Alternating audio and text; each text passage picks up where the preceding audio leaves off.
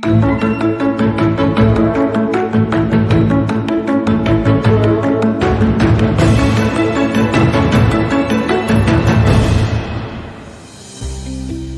Bapak Ibu Guru hebat, salam bahagia.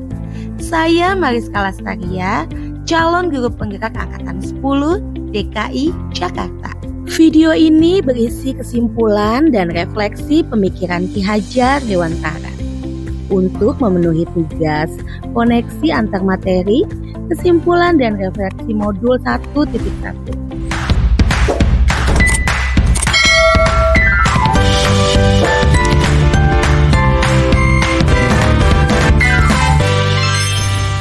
Pengajaran adalah bagian dari pendidikan.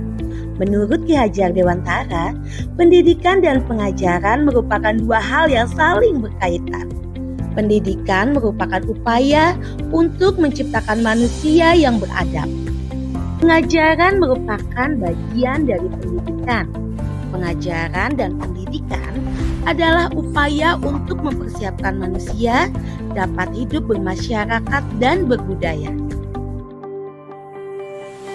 Pendidikan adalah menuntun siswa memperbaiki lakunya. Pendidikan diartikan sebagai tuntunan dalam hidup tumbuhnya anak-anak. Artinya, menuntun segala kodrat yang ada pada anak agar mereka dapat mencapai keselamatan dan kebahagiaan yang setinggi-tingginya, baik sebagai manusia maupun sebagai anggota masyarakat. Anak tumbuh menurut kodratnya sendiri, dan itu di luar kehendak pendidik. Guru sebagai pendidik hanya menuntun mereka agar dapat memperbaiki akhlak dan perilakunya. Kekuatan kodrat yang ada pada anak-anak itu tiada lain ialah segala kekuatan yang ada dalam kehidupan. Siswa diibaratkan tanaman padi dan guru adalah petani. Petani hanya dapat menuntun tumbuhnya padi. Ia dapat memperbaiki kondisi tanah, memelihara tanaman padi, memberi pupuk dan air, membasmi hama yang mengganggu hidup tanaman padi, dan lain sebagainya. Meskipun pertumbuhan tanaman padi dapat diperbaiki, tapi tidak dapat diganti kodratnya menjadi jagung. Selain itu, petani juga tidak dapat memelihara tanaman padi tersebut seperti halnya cara memelihara tanaman kedelai atau tanaman lainnya. Memang benar, petani dapat memperbaiki keadaan padi yang ditanam. Bahkan dapat juga menghasilkan tanaman padi itu lebih besar daripada tanaman yang tidak dipelihara. Tetapi mengganti kodrat padi itu tetaplah mustahil. Demikianlah pendidikan. Walaupun seorang guru hanya dapat menuntun, akan tetapi faedahnya bagi kehidupan siswa sangatlah besar. Pendidikan terkait kodrat alam dan kodrat zaman. Keduanya tidak bisa dipisahkan. Pendidikan perlu memperhatikan kondisi geografi suatu daerah, sehingga pendidikan antara daerah satu dan lainnya memungkinkan terdapatnya perbedaan. Pendidikan semakin berkembang mengikuti perkembangan zaman, sehingga kita tidak bisa menyamakan pendidikan zaman sekarang dengan zaman dahulu. Penerapan pembelajaran zaman dahulu tidak semuanya bisa diterapkan di zaman sekarang. Untuk itu kita sebagai pendidik harus bisa melek zaman. Modul 1.1 ini mencakup 3 hal.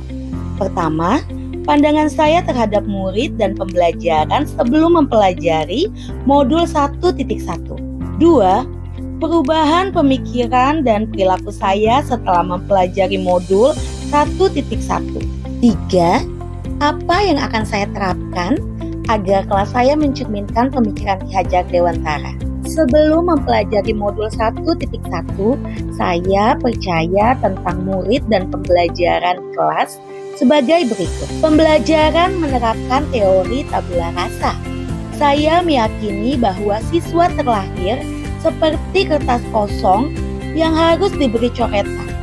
Saya sebagai pendidik telah mengisi lembar kertas kosong tersebut dengan pengalaman dan pengetahuan sehingga siswa memiliki pengalaman atau pengetahuan seperti yang saya harapkan. Saya menuntut siswa menguasai semua mata pelajaran.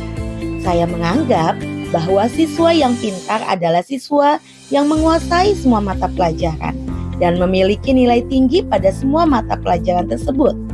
Saya kurang memperhatikan ketika ada siswa yang lemah dalam mata pelajaran tertentu, berarti mata pelajaran tersebut memang bukan bidang yang diminatinya. Dalam pembelajaran saya hanya fokus pada transfer pengetahuan. Saya kurang memberi kesempatan kepada siswa untuk mengkonstruksi dan mengembangkan pengetahuannya, karena merasa hal tersebut membutuhkan waktu yang lama. Selain itu, saya hanya fokus pada ketuntasan penyampaian materi daripada memahami karakteristik siswa.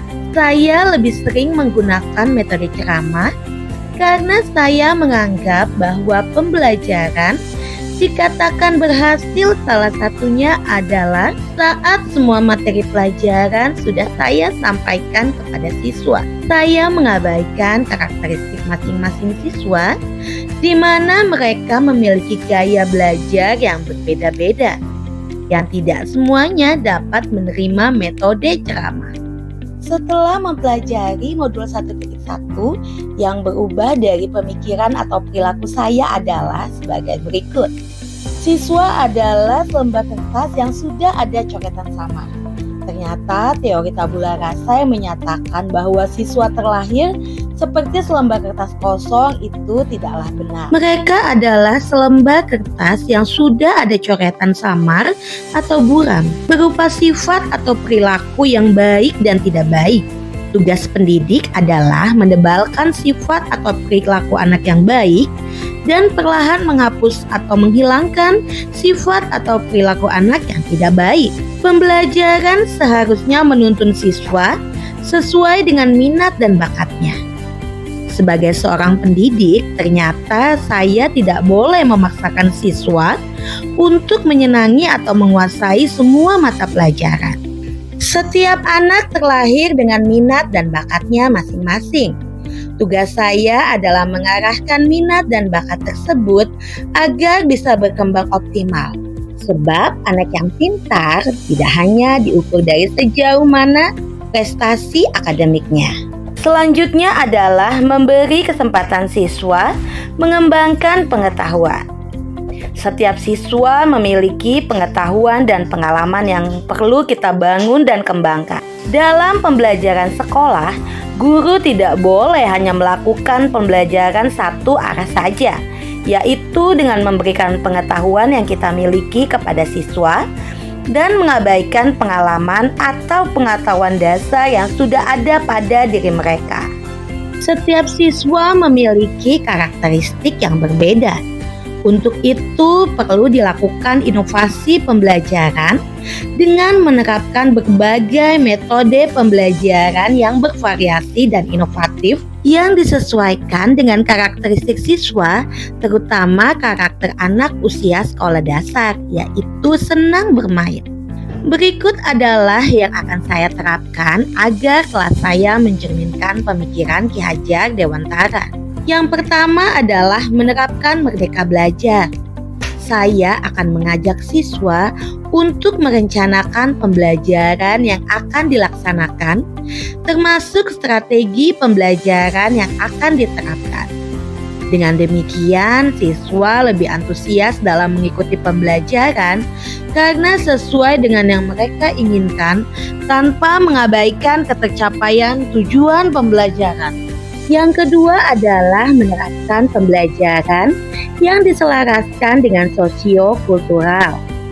Saya akan mengajak siswa untuk belajar dengan memanfaatkan lingkungan sekitar sekolah. Dengan begitu, siswa dapat mengenali dan melestarikan budaya yang ada. Yang ketiga, yaitu menanamkan kebiasaan budi pekerti. Budi pekerti sangat penting ditanamkan dalam bentuk pembiasaan sehari-hari. Saya akan menerapkan beberapa pembiasaan budi pekerti, bisa sebelum pembelajaran, saat pembelajaran, maupun setelah pembelajaran. Saya juga akan melakukan kerjasama dengan wali murid untuk melanjutkan pembiasaan ini di rumah, sehingga penanaman budi pekerti akan lebih maksimal. Itulah kesimpulan dan refleksi pemikiran Ki Hajar Dewantara menurut pendapat saya. Semoga bermanfaat untuk kita semua. Sampai jumpa lagi.